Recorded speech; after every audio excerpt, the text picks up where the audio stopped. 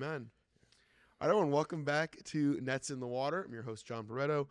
Just stoking the flame of Catholic education, trying to share the exciting, good things going on in Catholic schools. Someone with a very exciting and fun, cool ministry.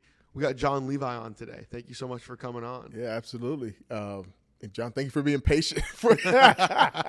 I'm glad to be here, man. Yeah, we got it going.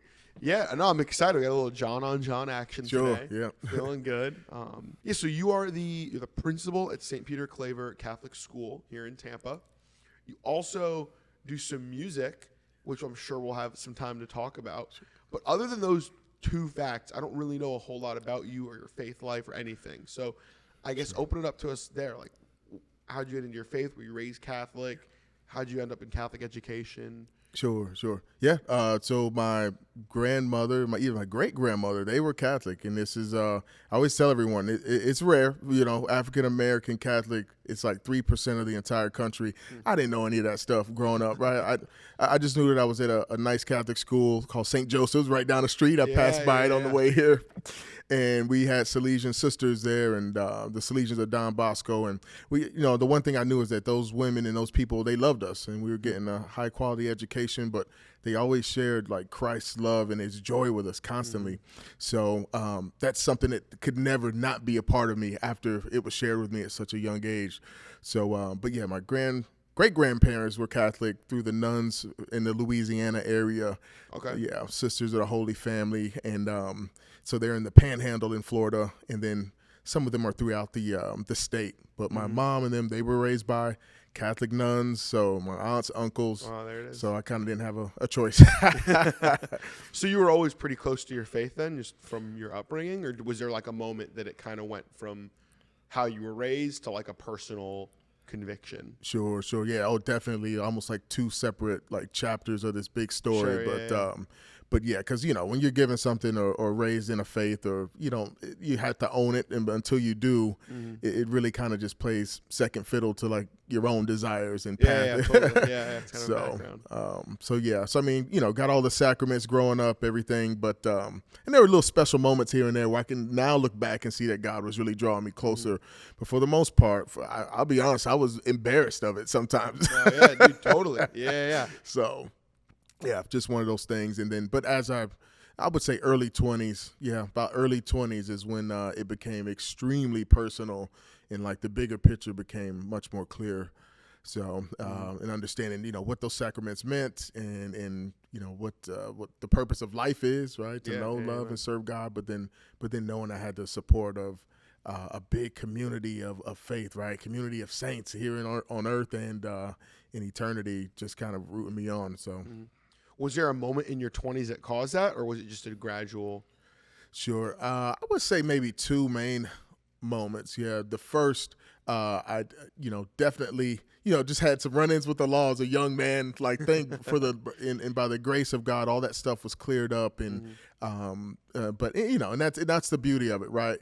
And reaching out to God in moments of despair and having like real issues, and watching Him just kind of work, His way and His purpose and clear things up. It was a crystal clear answer to prayers, right? And you can't deny some things once you see them or experience them. Yeah. So I would say that, because for me it was like sports were the main thing, but like dropping out of college the first time up at Benedictine College and seeing like my football and athletic aspirations kind of crumble, coming back home and just aimlessly just wandering about. But like I said, just kind of like starting to get into like a darker world, right? Working nightclub security here in Ybor City and just at some point just wanting better for myself. But watching God answer those prayers when things were really bad, that's when it became clear to me. And like I would say, that's one of two things. Second thing for sure was my first child.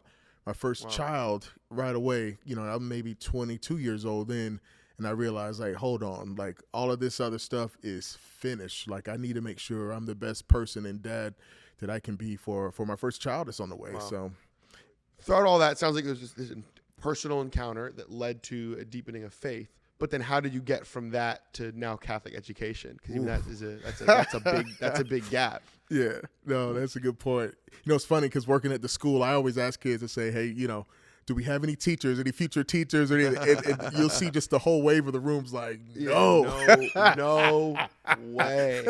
Yeah, when I was in middle school, you put a gun to my head. I'm like, pull the trigger. Yeah, I'm not doing it.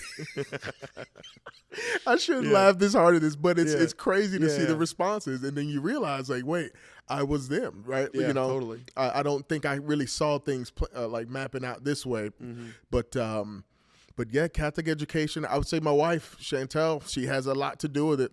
Okay. Met this awesome woman, and she was a kindergarten teacher, you know. So just watching the joy she had to kind of serve the kids and the work that she would put in, just, you know, put in all her lesson plans and stuff together, just watching that joy and realizing just how much joy that children bring in general, and then having the opportunity to really kind of impart like the love of Christ on a young mind, right? Yeah. And plant that seed.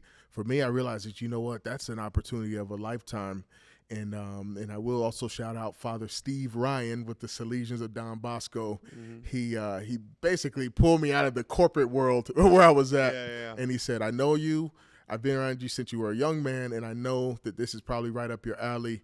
We're going to open a high school, you know, called Cristo Rey, Tampa Salesian High School. He's like, you would make a great dean. And I'm like, man, get out of here. So, but he was right. He was right. And within like days of just taking on the role, it was like the whole purpose of my life was fulfilled. So what were you doing in the corporate world before that? Property claims, a lot of property insurance claims. I was an independent adjuster, a company adjuster, chasing hurricanes, doing all that stuff. Gotcha. Yeah, so it went from like, so pretty much this is what the timeline looked like. It's Catholic schools, playing football in Kansas at Benedictine College, coming back home, dropping out of school, working in nightclubs, then having one of my buddies from the nightclubs gets me a job working in insurance. Then we're in just insurance claims. All over the state of Florida, and then from insurance to transition to education. Wow. So, okay. Yeah, you touched every base on the way. So you started out as a dean at Cristo Rey High School in Tampa. Correct. And then eventually transitioned into being principal now at St. Peter Claver. Exactly. Yeah, it was dean. And what happens is, you know, especially in the early years when we open the school, there's just so many opportunities or ways to just kind of expand your skill set, right? Sure, yeah. A lot of hats that you wear. So there were days, you know, you're running IT or, right, you're doing all kinds of things, cafeteria stuff, you name it. There was nothing off limits. But eventually what would happen is that I would go into officially the role of assistant principal under Matt Toronto. Shout out Matt Toronto. Learned a lot of great things from him. You know, but also, you know, I was a guidance counselor for a while, the director of guidance. So my master's was in counseling originally, and then, you know, finishing up here with education. So, but yeah, so wearing all these hats throughout the years at Cristo Rey, really I saw everything I needed to see. So it wasn't about a title, right? It was like there were at some point some people were telling me like, man, you're like the principal now. And I'm just like, you know, but now officially having that role. There's a lot of responsibility, and it has drawn me into a lot more of prayer, right? I'm sure. Yeah, I'm sure. No, I'm sure. Because I think I've heard a lot too. The transition into being a principal is one that I think for other educators that I've spoken to has been difficult in the lens of relationship with the students. Sure. That like once you get into more of an administrative role, it's harder to be with them. But you kind of always started it almost makes, I'll bet it was probably a smoother transition maybe because you went straight from being a dean to like a assistant principal to a principal where you've always only ever known how to interact with students through that lens in a way that makes it probably really natural for you. I agree. Yeah. It's, so after working at Cristo Rey for 6 years, I left. I just wanted to take a little breather and see maybe I need to go out and do this corporate thing again and just kind of focus on some other stuff. Within 2 years of just being back in that setting, I just felt the call. And then I started getting phone calls from former students, and they're graduating from college and they're starting their lives, and they're telling me, they're like, hey, Mr. Davidson, we did it. I'm sitting here like, man, but then late at night, you feel God, you hear him, the Holy Spirit just starts moving. And he says, that's worth more than any job, money, anything. Look what you helped do, right? And meanwhile, knowing the kids through that lens, it was all it was great, right? Because there are opportunities a lot of times, right? Even covering classes, subbing, and all of that. But when this role popped up, it was a no-brainer. And when I started looking for a role to go back into education, part of me knew that well, basically what happened was I began applying, right? And I just kind of start putting feelers out there, and the calls just start rolling in. So, and I told my wife, well, first I had to get her blessing, by the way, because we already, because, we're talking late nights, all the crazy stuff.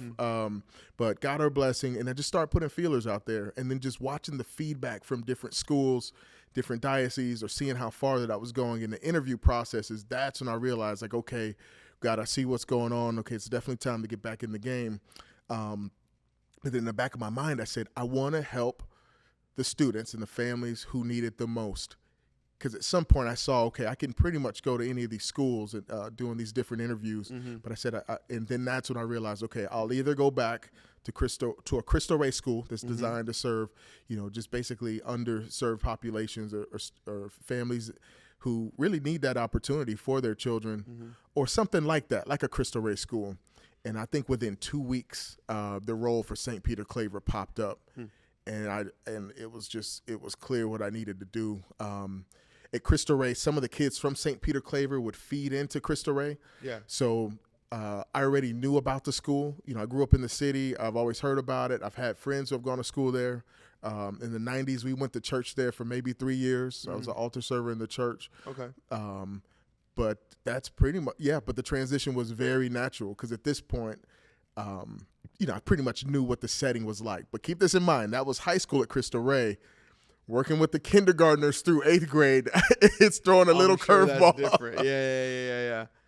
But it was so, you insinuated this a little bit, but to touch on it, the school you're at now, St. Peter Claver, primarily serves kind of underprivileged communities that kind of have a difficulty with access, especially to a private Catholic education. Correct.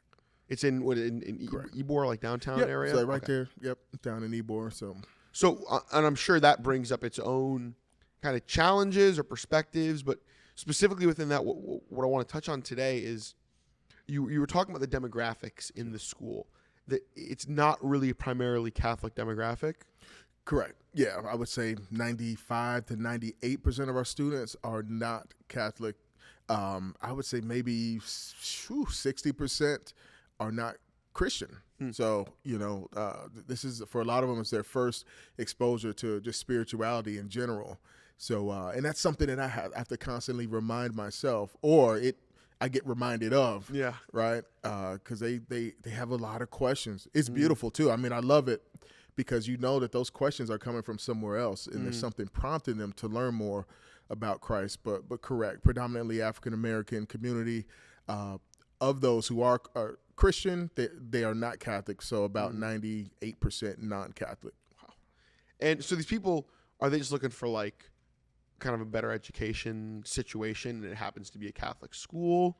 Where does that come from? Sure. So at St. Peter Claver, the school's been there for 131 years. This is so it's a lot of legacy and history. So you have families who have had relatives go there, friends. So I always start there because the legacy to that school is powerful. It's a very dynamic history. So so you've got families who are driving from different zip codes all across the city to get there.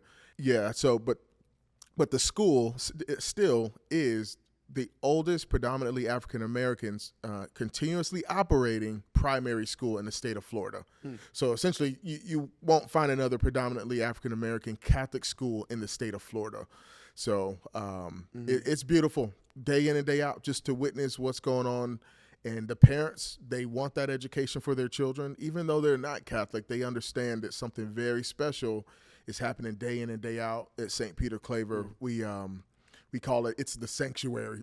We refer to it as a sanctuary of faith, hope, and love. So, yeah, 'cause I've through talking to other principals, they have a much different situation in that a lot of their school is Catholic, and it kind of makes missioning to the non-Catholic students at the school a much different experience because you can kind of mission to them by nurturing the spirituality of your Catholic students. It's like, if you're with 30 kids, 25 of them are Catholic. If I really nurture those 25 spirituality, it disperses.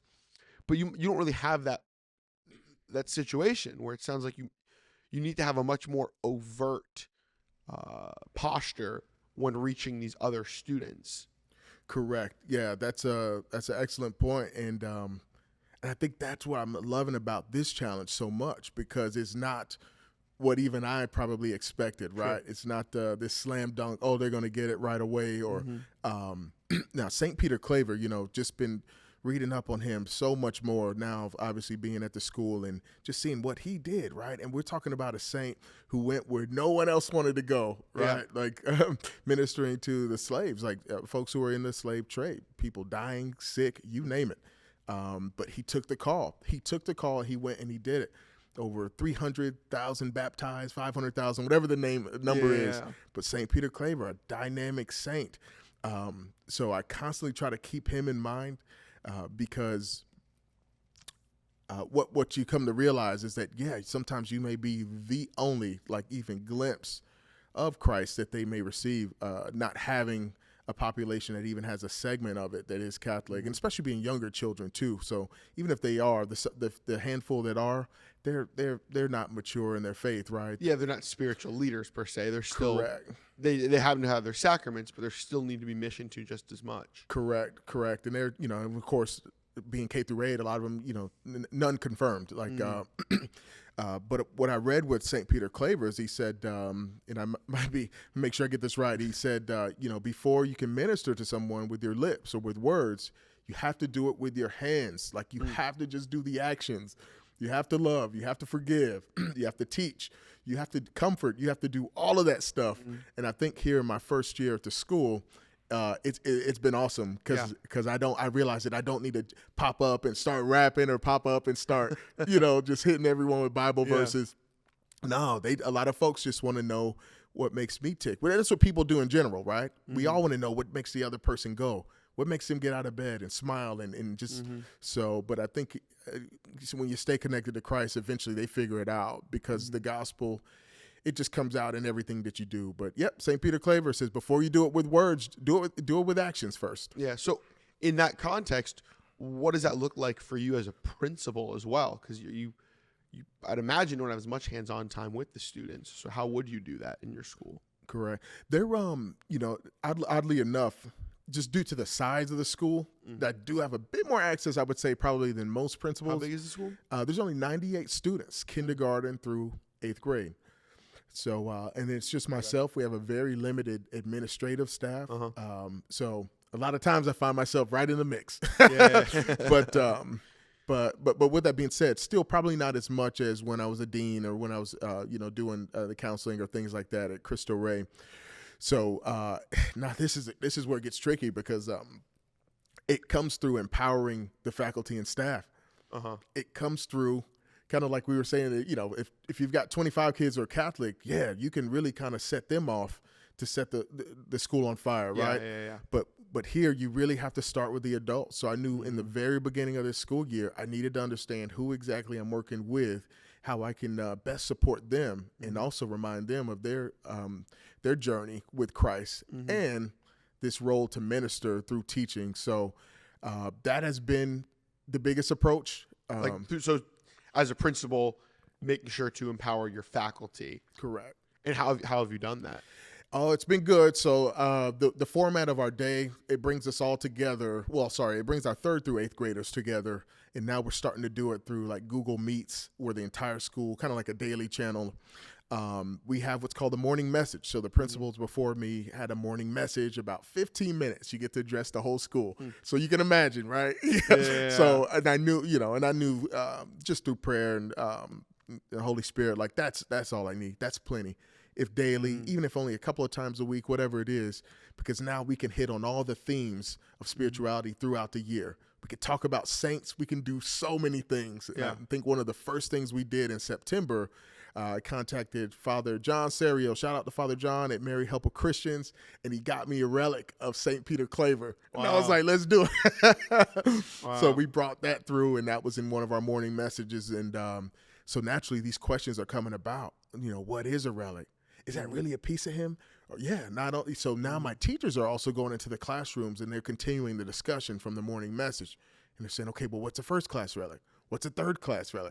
So, so you've got students. So the morning message is your whole school or just your teachers? It's teachers and students. Okay, so it's everyone. Yeah. Okay. Yep.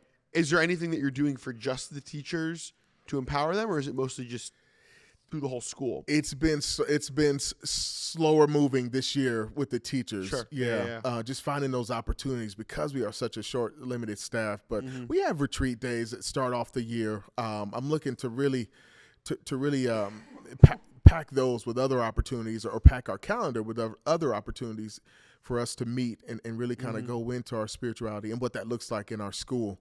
So yeah, diocese wide, there's going to be retreat days built in, but I always look for the other individual moments. My teachers, they'll tell you now, if there's anything related to spirituality, the gospel, you name it, we can be having a conversation about anything. I bring it front and center to that table, every discussion. And it's been beautiful because I'm watching just even them grow so much, and it encourages me. So, And are most of your teachers Catholic already, or no? I love these questions, man. So meanwhile, I'm thinking, okay, I'm going to go into the school. Maybe half will be Catholic, half of the teachers. Maybe they'll all be Catholic. I think we have three. We have three. Oh, wow. Yeah, we just have the three, and they're all in their own unique places in their spiritual journey, right? You have how many? 3 of 12. Okay. Yeah. Okay. So you have folks from all other denominations, you name it. So, but it's cool because they've all had interactions with Catholic schools or the Catholic faith, and they accept what the church is about, right? And the way the church has really kind of influenced the world and has helped so many people. So. Yeah, totally. People don't realize how much the Catholic Church has hooked it up. Yeah. We really, yeah. So it sounds like you're kind of fighting an uphill battle at St. Peter Claver. I mean, you got only a few Catholic teachers, only a even smaller few Catholic students, but you have such a strong faith to have to share that with everyone else, or get to share it with everyone else, that, yeah, it sounds like a lot of times I'm hearing that principals are like, all right, if I can get my staff fired up, then I can have them interact with the students more, in a more fired up way, I guess. But you can't even really, it sounds like, do that necessarily, in the sense of, like, you only have a few Catholic teachers. So do you find yourself interacting with students more because of that? Or do you find yourself trying to double down in the formation of the teachers? Like, what path do you take to try and reach the students? Actually, it's a little bit of both. A lot of times I'm into like challenges, right? If we have a big Saints Day or something like that, or I know at Valentine's Day, I'll give a challenge in the beginning of the morning, or at the when we close with prayer over the intercom. So, and it'll more or less be, just find out 3 interesting facts about so and so, or someone come and tell me how this saint's life began or ended, right? And you'll have kids scrambling to get, or like the teachers will, get them together. They'll all have the information, and then they'll come running to to give the facts. But what happens is they'll give that little fact from whatever challenge that I do or whatever it is, and but there's always more questions, and that's the part that I love, because they'll say, we found it. You could Google stuff, or someone may know something really fast, but it's the questions that come afterwards where it's like, hey, I didn't know this saint was really rich and gave away all their money, or wanted to serve. Yeah. And it's like, and I love it when I hear that kind of stuff, because it's like, yeah, like, what would you do? So just I engage any and everyone. Yeah, moving, totally.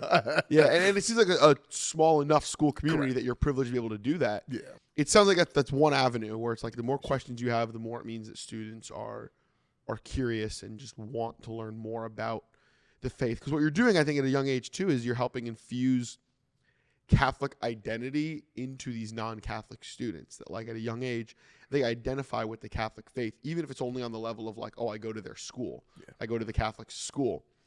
There's some level of that it's your job to convert that, like, topical identity into a deeper internal reality. It sounds like one way that you're doing that is just through answering questions and the way that you interact with students. How else do you do that? How else do you infuse that into the life of the students? Is it through the sacraments? Is it through the religious ed programs? Is it through school retreats? Yeah, like how else would you infuse that into their lives? Sure. Yeah, certainly the retreats have been big. I know the Focus 11, big one. Yeah, I hear a lot about that. So, but just looking for any other opportunity, visual spaces. Like we have spaces created in our rooms, right, that have a table with a Bible, rosary.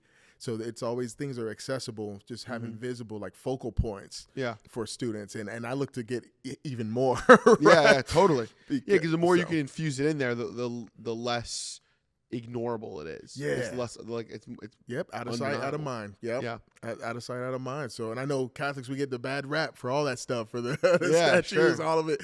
But there's a reason. We're human beings. If we don't see something long enough, it just slowly fades away into So you try and visually get it in front of your students as much as you can. Exactly. Through reminders in the classroom. How else would you do that? Yeah, reminders in the classroom. Like I said, the morning message, powerful. We certainly have had a big push for the rosary this year. Still active, and I love it when I see just kids walking around with a rosary in their hand. Amazing. Like these children are not Catholic, not Christian. That's perfect. But it was broken down and explained in a way that made it more palpable for them, using videos or, different experiences. I always leave an open floor for anyone to discuss anything they've experienced, even after praying. Or, I'm so proud of those students, on any given day. For the most part, I could get up there and say, what mysteries are today? And you'll have 2 or 3 kids be like, sorrowful. There it is. There it is. Yeah. And then I always tie it back to, don't forget, this stuff is biblical. Like this is scriptural. Like this is all in the word. So these beads, and this is, so big push for the rosary, right? The gospel on beads, the gospel on a string. I like that. So. Now, do you ever face personal frustration with like kind of the fact that like it's because these are kids and they're so young, like no matter how fired up a 4th grader gets about their faith, if the parent doesn't want them to be Catholic, they're just not going to become Catholic. Because like in high school, you're kind of old enough that if you really are convicted to become Catholic and you're a junior in high school, you can talk to your parents enough that you might be able to get that done. Sure. But it sounds like it's probably a bit of at least surface level, fruitless job in terms of like you're planting a lot of seeds and you will seldom, if ever, get to see them sprout. Because, no matter how convicted you get a student, their parents are still the decision makers at that age. Is that something you find yourself dealing with a lot? Like that frustration?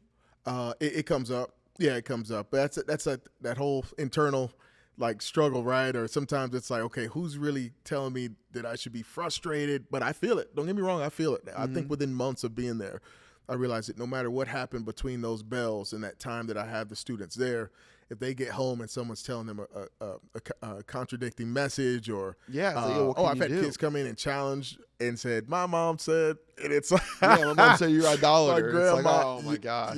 Yeah. So and then, but you're right. It crossed my mind one day and I said, oh, I might not see any of this.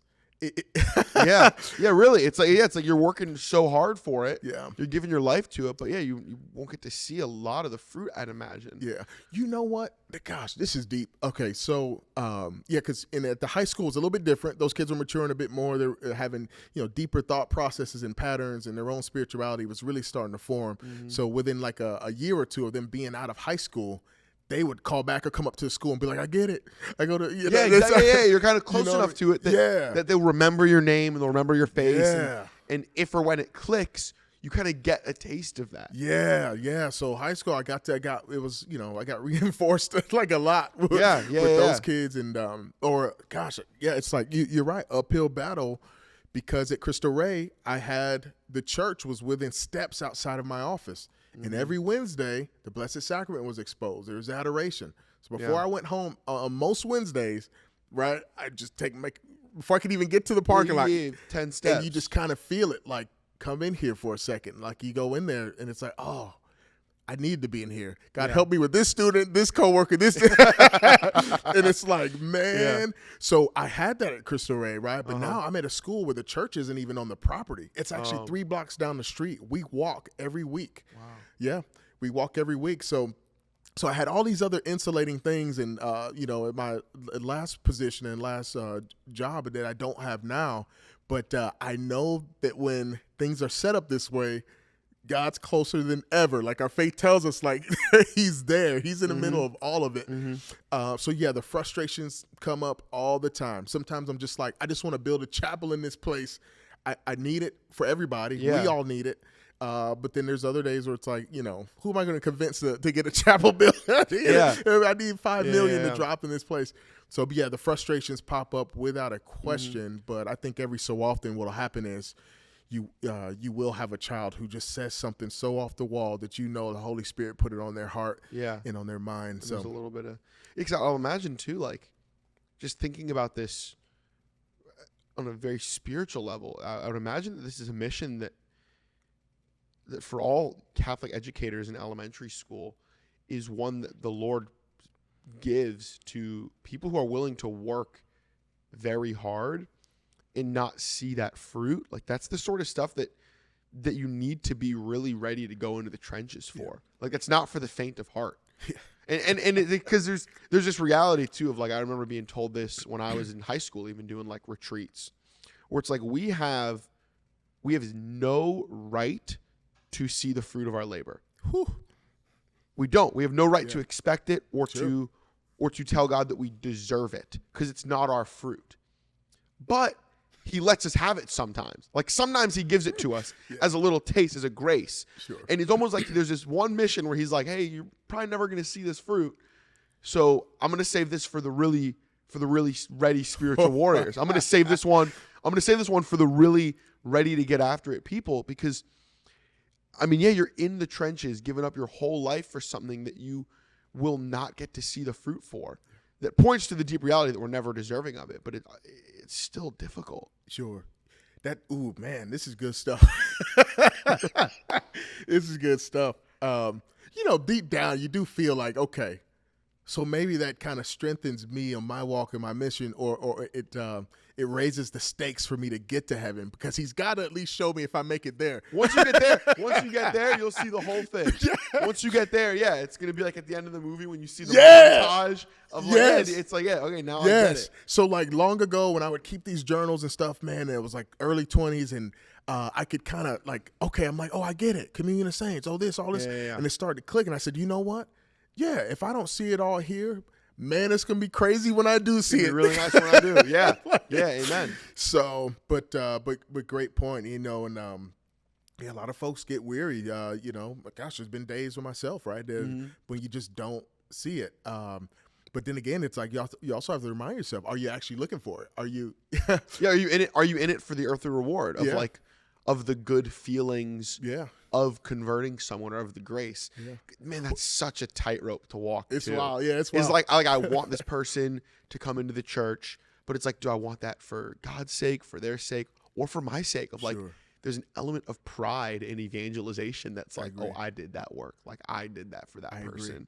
I agree. It's very difficult. And Lord knows I despise that part of all of it. There's been prayers like some of the guys we rap with and stuff. We prayed the prayer where we're like, Lord, if this is anything about us, shut it down today. Like, blow up all the microphones, burn it all. Like, done with it. Yep. And then sure enough, you pray that prayer, and then He gives you affirmation or something comes along where it's like, hey, can you do an interview? Hey, can you, I got a message the other day, and I was like, and I was trying to take it easy this year. I'm like, man, it's first year as a principal. I cannot be doing all these shows all over the country. But no, this is, these are excellent points. I want to say this while it's on my mind. This is crazy. So St. Peter Claver, he's working with these slaves, these folks who are in the slave trade, right? These African descent, people of African descent, and they're being sent all over the place. And he's there. The best he could do is pray with them, right? Comfort them, maybe, kind of cover their wounds, do a few different things. And the faith that St. Peter Claver had to have had to know that I'm going to see these folks again. I'm going to see you again. I'm thinking of all of that, right? While they're on the ships or they're at wherever they're at, and these folks are dying, and he had to know he was going to see the fruit of it. Hundreds of thousands baptized, and himself getting ill as well, again very sick. because that faith, I saw something else that he actually was big into the brown scapular, St. Peter Claver. Yeah. So if you have folks who are only half of which are making it through the transatlantic slave trade, right? Meaning, that probably every 1 to 2 out of 2 or 3 are not gonna make it. Mm-hmm. So if St. Peter Claver is baptizing these folks, original sin being washed, yeah, and he's putting a scapular on them. My goodness, I would love to see what that looks like on that side. But he had to know that, you know what, all this death and dying around me, I do know that there's something else on the other side of all of it. So those kind of little things cross my mind every so often. And, And I mean, talk about a dude who faced frustration too. Like, I can only imagine what it's like to be missioning this hard, knowing that it almost like I'd imagine at a certain point, it kind of feels like a game of whack-a-mole where it's like, all right, cool. Like I got some people baptized and they'll get to heaven, but they're gone now. Like it's out of my hands. I guess in that lens of frustration too, how do you manage balancing an improper frustration of like desiring earthly things or just being upset at certain kids or whatever, like a bad frustration? How do you balance that with the holy frustration of a missionary, with like the fact that all of our hearts should ache for the fact that these students aren't Catholic? How do you walk that line? Sure. I would say the easiest ways is, or not so easy, it's just to always just remember that you were once a child. I always start there. Yeah. And I try to remember like what a pain I probably was. Or even if it wasn't me, it definitely was some of my buddies. Yeah. So it's like God always brings me there first. Mm-hmm. Like, right, when everything's just boiling, it's like, boom. It's like, where were you at? Bring yourself back. And it's like, okay. And sometimes I'm like, come on, God. But I was better than that, though. I didn't do that, though. Yeah. So it always, it normally starts there. Because that's a thin line. Yeah, that the holy frustration. Because I know my thing is this, and I think at this point in my life, right, being in my early 40s now, and I'm just, I feel the time ticking like never before. Huh. Take it for what it is, right? It's like you see the days, just the way they move. You see how the years move. You watch, your own children grow. You watch other people's children grow, and it's like, of course, the state of the world is always going to be somewhere that's it's always going to be a mess, right? It's a mess, right? But it's like being older. It's like, man, that's where the frustration's at, because I know it's going to take longer than a day for me to convince someone of the reality, right, of eternal life and everything. And I'm not a priest. I'm a lay person who just is trying to get it going. Yeah, man, But the time is ticking. Yeah, it's like we have to be urgent. Correct. Yeah. Yep. So sometimes it's just like I hate that time. I hate the feeling of time slipping away. Right when I got to the school, I told the 8th graders right away. So I've only got you guys for like 8 months. I got you for 10 months. And, now we're down to 3 months. I've seen some growth in them, but at the end of the day, I know that they'll be out of my care. There'll be another chapter that opens up for them within 3 months. So, and right away, I'm just like, Lord, I wish I had more time with them. But I have to be content knowing that what I'm doing is enough, and He'll do the rest. I mean, so. Yeah, and right there is that holy frustration. It's like it's frustrating that people are going to leave your life, and that you might not spread the gospel as well as you should, or they might not receive it like you would hope they would. And you can't get unjustly angry about it, but also like the second that you don't feel that, it might be like it's time to get out of the mission. Ooh. Like if you're missioning to people and you lose a feeling of ache that they're not already, like they don't already have the Lord in their life. Yeah. If you don't feel that, then it's like, and that's not like to say that I don't like, that's not to like condemn anyone who doesn't feel that way too. Then it's like, to me, that would mean, all right, it's time to take a step back and personally pray and personally build your relationship with Christ. Even now, as we're talking about it, it's calling me out of like, dang, like I'm working on a mission right now. And do I feel a holy frustration or a holy urgency towards this evangelization? Or am I kind of complacent? Am I kind of just like, I'm at work another day and hopefully God will do good work and that's the end of it? Or am I at work, like working as if this is the last day on earth. Because it could be. Yeah, it could man. be. Tomorrow could be it. I agree. Like, 15 minutes, it could be it. You're There really totally is right. there's no ability to just kind of coast. But it's Yeah. such a human tendency in every aspect. Yeah. Man, this is good, man. This is the stuff. How do you push past that? Like that desire to just kind of coast? We've got reminders, like our bodies.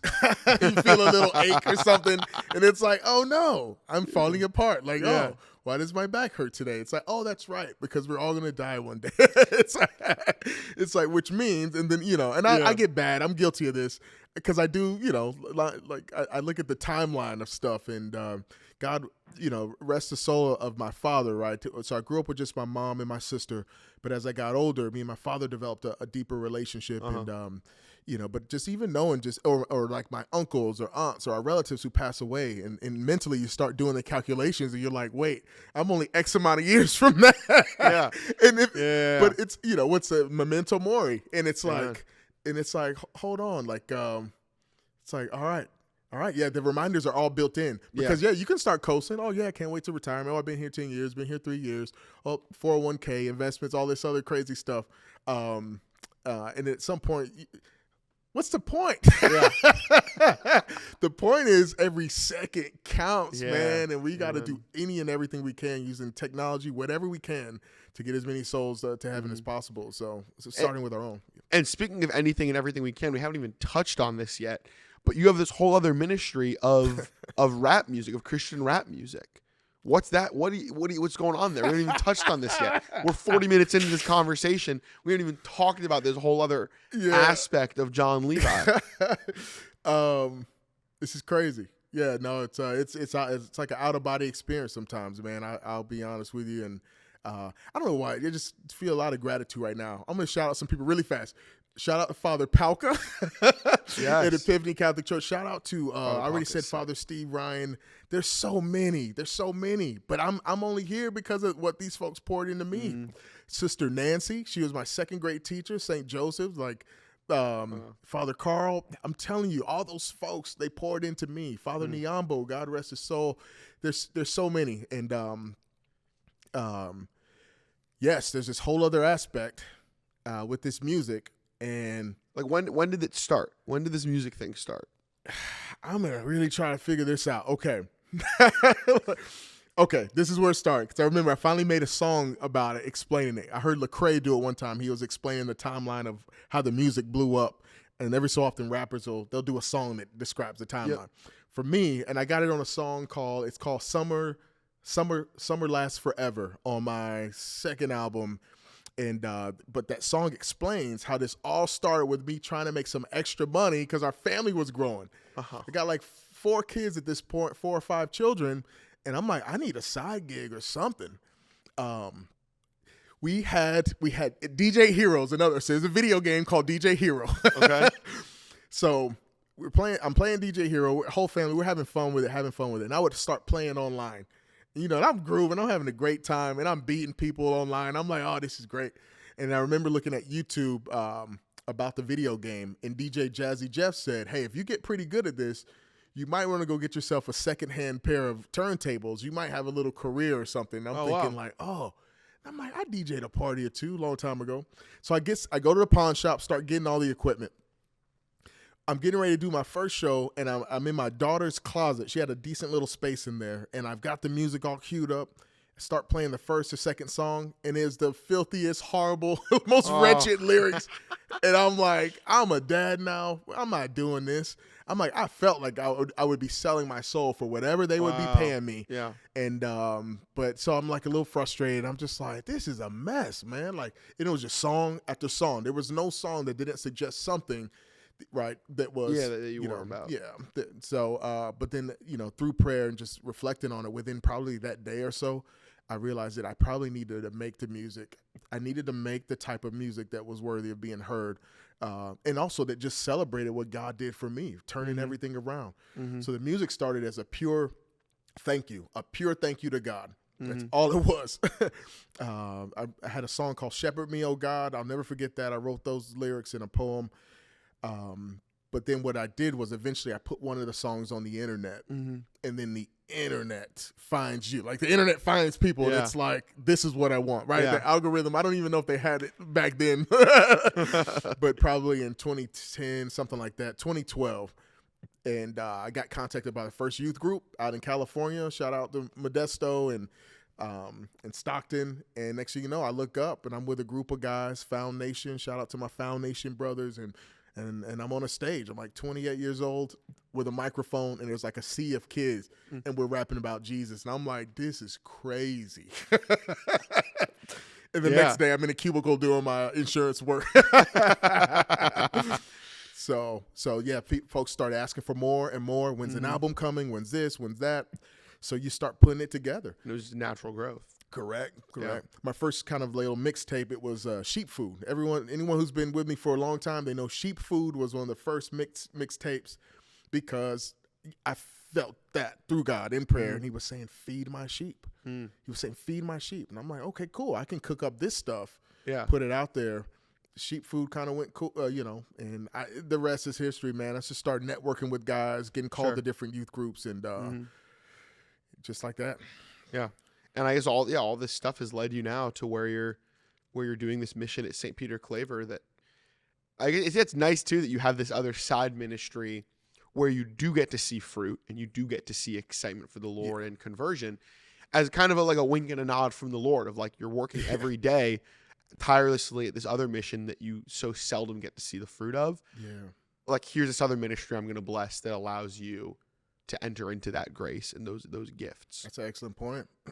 That's an excellent point, because sometimes you could ask any educator, principal down to janitor, principal, anyone who works in a school, can be extremely thankless. I'm talking absolutely, yeah, and no doubt, yeah. So to go from all that and maybe go home and see an email saying, "Hey, we would love to have you come talk about the Eucharist in Idaho," and I'm like, "Ooh, that's so cool." Yeah. Yeah, and then you remember like, oh man, nice sign of the fruit. So that's an excellent question. So it balances itself out. So it sounds like a lot of kind of what you're experiencing now is something that I think a lot of educators experience, but you in a much more intense way of what it's like to get to mission to non-Catholic students and kind of the frustrations that come with that. And it sounds like the way you combat that is kind of through just trusting in the Lord, his time, recognizing the urgency, but also just being resigned to his will and just letting whatever needs to happen in a way that frees you up. Exactly. Yeah. Yep. Just some days it's just like, all right, I think I'm done with what he has me working on here with this person, with this project, whatever it is. And you just got to call it. Yeah. You got to just keep moving. But that is correct. Yeah. I always resign to his will, and thank God once again for just the sacraments and just good spiritual directors. And of course, the rosary, man, our Blessed Mother, big stuff. Just pray the rosary. Man, it's wild, because even when you start floating away, she has this way of kind of bringing you right back in and pointing you right back to him. So, but because I can tell you now, there maybe 5 years ago, 10 years ago, 6 years ago, there's some things that happen to me now I would have been very frustrated with, but now I'm like, I told someone I have nothing to lose. I like there it this is. all Nothing game. to lose. Yeah. So just keep doing the Lord's will, and just whatever he wants to come of it, that's on him. That's his call. Correct. Yeah. Well, John, thank you so much for coming on the podcast today. This was very, it was very enlightening. Just your perspective on what it's like to mission to non-Catholic students. Best of luck moving forward. You got another 3 months of the school year, keeping it going. To end out the podcast, we'll clap at the same time. So we are out.